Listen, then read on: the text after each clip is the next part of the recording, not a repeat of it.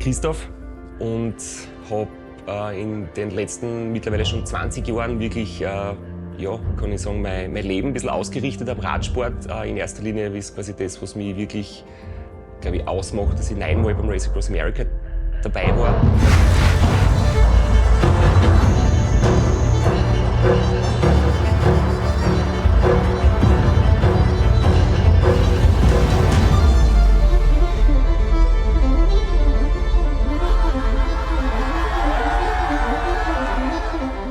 Ja, so verrückt diese ultralangen Radlrennen auch ausschauen für Leute, die das halt zum ersten Mal irgendwie sehen oder von außen beobachten.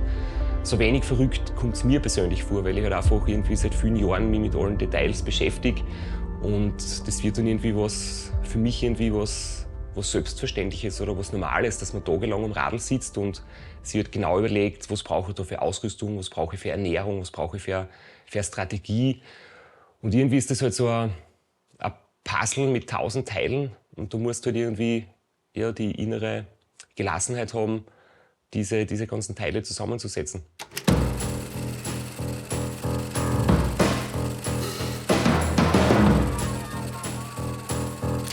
Und ich habe erst wirklich mit 20 Jahren zum Radfahren angefangen. Und da bin ich mehr oder weniger durch Zufall oder einfach aus einer Laune heraus erstmals beim 24-Stunden-Rennen mitgefahren. Ein Mountainbike habe ich gehabt, das ich von der Firma gekriegt habe, von meinem Opa. Und es war eigentlich ein Straßenrennen. T-Shirt, Laufhosen und Baseball-Cappy. Und so bin ich dort gestartet und war natürlich nicht gut, aber ich habe irgendwie dort die Begeisterung erkannt, hey, dieser Sport ist wirklich geil. Dann bin ich das Race Across the Alps gefahren, das Race Around Slovenia, also so Rennen, die 1 bis 2 Tage dauern. Wie ich dann tatsächlich das erste Mal beim Race Across America am Start war ich sehr zuversichtlich und war wirklich gut drauf schon. Habe ein gutes Betreuerteam gehabt. Habe mir irgendwie Hoffnung gemacht auf ein gutes Finish, vielleicht sogar am Podium. Und habe dann aber wirklich so die Lektion lernen müssen, du kannst die so gut wie es geht vorbereiten. Du kannst alles im Prinzip im Vorfeld organisieren und ja, planen und gut in Form sein. Und ich bin dann halt beim ersten Mal quasi bei der Hälfte des Rennens ausgeschieden. Da habe ich so Wassereinlagerung gehabt im Körper, so aufgeschwollenes Gesicht. Und so bin ich beim ersten Ram auf der Intensivstation gelandet, am Halfway Point in Pratt in Kansas. Und es war natürlich ein Wahnsinnsrückschlag, hat wirklich sehr, sehr weh getan.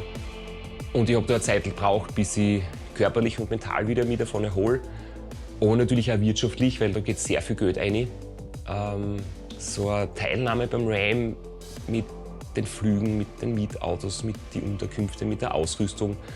Da sind so bei den 50.000 € circa zu planen. Und ja, dann war das ganze Geld weg und der Traum vom Ram war auch weg. Aber ich habe mich dazu wirklich durchgerungen, das noch einmal anzugehen. Und ich glaube, die Entschlossenheit, die du da aufbringst, die hilft mir jetzt mein restliches Leben auch noch. Und ja, 2 Jahre später, das hat ein bisschen gedauert, 2 Jahre später war ich dann wieder dabei.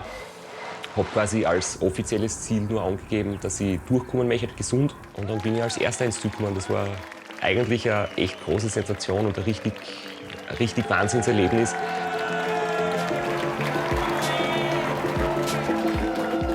Und deswegen war für mich klar, wenn ich wieder die Möglichkeit habe, möchte ich dort wieder dabei sein, weil es halt einfach im Ultracycling das bedeutendste und das wichtigste und auch das größte Rennen ist, was man machen kann.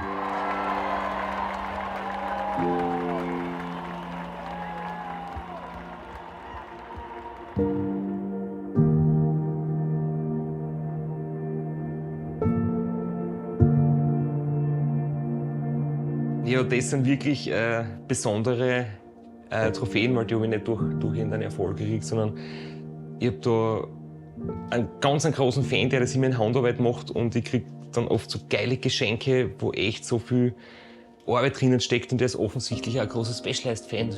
Strasser-Works, S-Works, Handarbeit, ich habe sogar das Radl einmal gekriegt, das ist der Wahnsinn, oder? Also echt cool.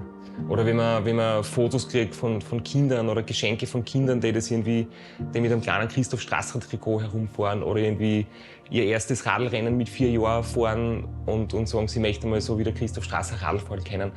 da denkst du so, hey, du hast echt irgendwie Leute dazu bewegt, was Cooles zu machen, das ist schon super. Ja, besonders cool ist zum Beispiel, war die Geschichte, wir haben da in Hamburg die Leute besucht und die haben 3 Kinder. Und da kriege ich immer regelmäßig total coole Fanpost, also wo so Zeichnungen drinnen sind, wo halt die Kinder schon Radlfahrer zeichnen. Und das ist eine riesengroße, wie soll ich fast sagen, Belohnung. Und es sind eigentlich die Erinnerungen, die wirklich bleiben, weil die ganzen Pokale oder so, die sind super, aber die Sachen, die echt zählen, sind so die Begegnungen mit Menschen und die Erinnerungen. Nachdem ich beim Ram 6-mal gewonnen habe, das war dann der Punkt, wo ich gesagt habe, hey, jetzt ist Zeit, dass ich mir wirklich ein neues Ziel suche. Es war jetzt nicht was komplett anderes, aber ich wollte halt diesen 24-Stunden-Rekord, den ich 2015 schon mal verbessert habe, dann ist er mittlerweile von einem anderen wieder überboten worden. Und den wollte ich noch mal angehen. Und da ist in meinem Kopf so herumgeschwirrt die große Zahl 1000. Auf der Bahn in Grenchen im Velodrom Suisse bin ich 941 gefahren. Da wollte ich auch schon 1000 schaffen. Das war aber absolut nicht möglich. Das waren die schwierigsten und die beschissensten 24 Stunden meines Lebens. Also auf einer 250 Meter langen Runde insgesamt 3700 Runden zu fahren, das war wirklich nicht geil, weil du hast alle paar Sekunden diese Linkskurven und dann hast du genau 3 Sekunden oder 4 Sekunden geradeaus und dann ist die nächste Linkskurve. Also da war ich froh, dass ich es überhaupt geschafft habe, ohne dass die 1000 möglich waren. Und 21 war es dann soweit.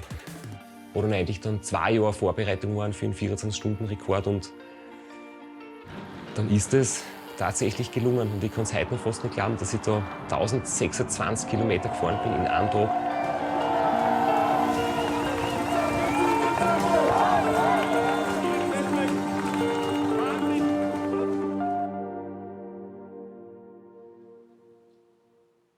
Das, was ich jetzt vorhabe, schwebt mir schon seit vielen Jahren im Kopf herum. Und ich glaube, jetzt ist wirklich einmal an der Zeit, mich zu versuchen bei einem unsupported Rennen. Also, wo das Team, das mir so wichtig ist, nicht dabei ist. Wo ich wenig planen kann, wo ich mich zwar gut vorbereiten kann, aber wo es trotzdem unvorhersehbare Dinge gibt. Also, ja, ein Rennen quer durch Europa, von Belgien nach Bulgarien.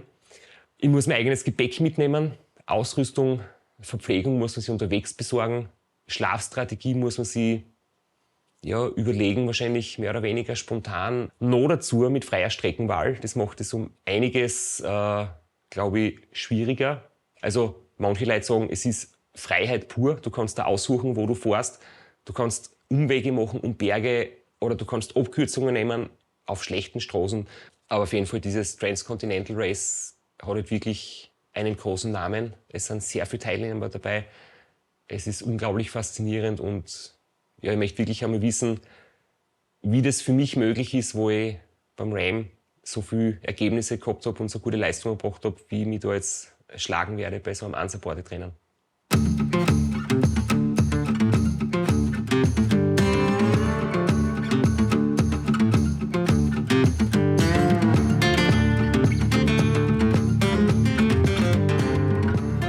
Ich habe einfach wirklich versucht, schlau zu machen bei Leuten, die das gut drauf haben, die das schon gefahren sind. Einfach zu lernen, wie die das machen. Und ja, ich meine, ich habe jetzt dann noch eine Probefahrt vor, also ich werde so 2 Tage in Österreich unterwegs sein und das ist quasi dann so eine Testfahrt und eine Generalprobe und dann werde ich wahrscheinlich zurückkommen und draufkommen, dass noch einiges zu tun ist. Aber so richtig in der Praxis getestet habe ich das mit dem Setup jetzt bei Trainingsausfahrten, wo ich schaue, ob das grundsätzlich funktioniert und Platz hat, aber ich kann jetzt noch nicht sagen, dass ich zum Beispiel mehr oder weniger Gepäck einpacken sollte, weil ich da noch ein bisschen Erfahrungswerte jetzt brauche, um das dann gescheit auszusortieren. Ich habe wirklich ein super feines Licht, das mit Dynamo betrieben wird. Und ich habe einen sogenannten Ladeadapter, der auch am Dynamo angeschlossen ist und der dann halt Handy oder Garmin laden kann. Und theoretisch hätte ich gehofft, dass das beides parallel funktioniert. Ist jetzt nicht ganz so, das heißt, ich musste noch einen Schalter einbauen und da bin ich noch gerade dabei, dass ich quasi mit diesem Schalter entweder das Licht oder den Ladeadapter betätigen kann und dass nicht beide zugleich am Strom hängen. Und da werde ich jetzt dann alle meine Spezialfähigkeiten in Kabellöten und Elektroinstallation auspacken und das machen, aber das bringe ich schon hin.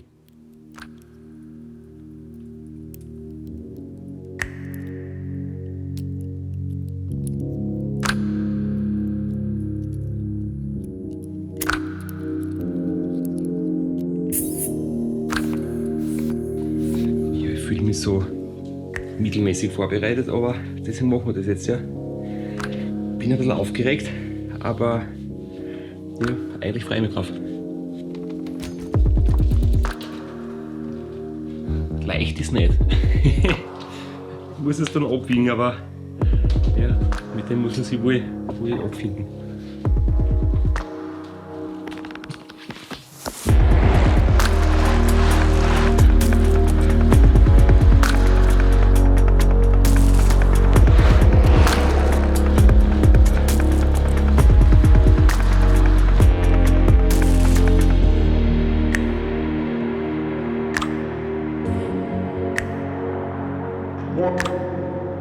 Ja, die Vorfreude ist schon sehr groß, aber auch die Aufregung, und ich muss sagen, ich habe echt ein bisschen die Hosen voll, weil umso näher das Ganze rückt, umso klarer wird man, wie viele Dinge eigentlich noch unklar sind und bei wie vielen Dingen man noch ein bisschen planen kennt oder sich noch besser vorbereiten kennt, aber da ist die Zeit einfach nicht mehr da.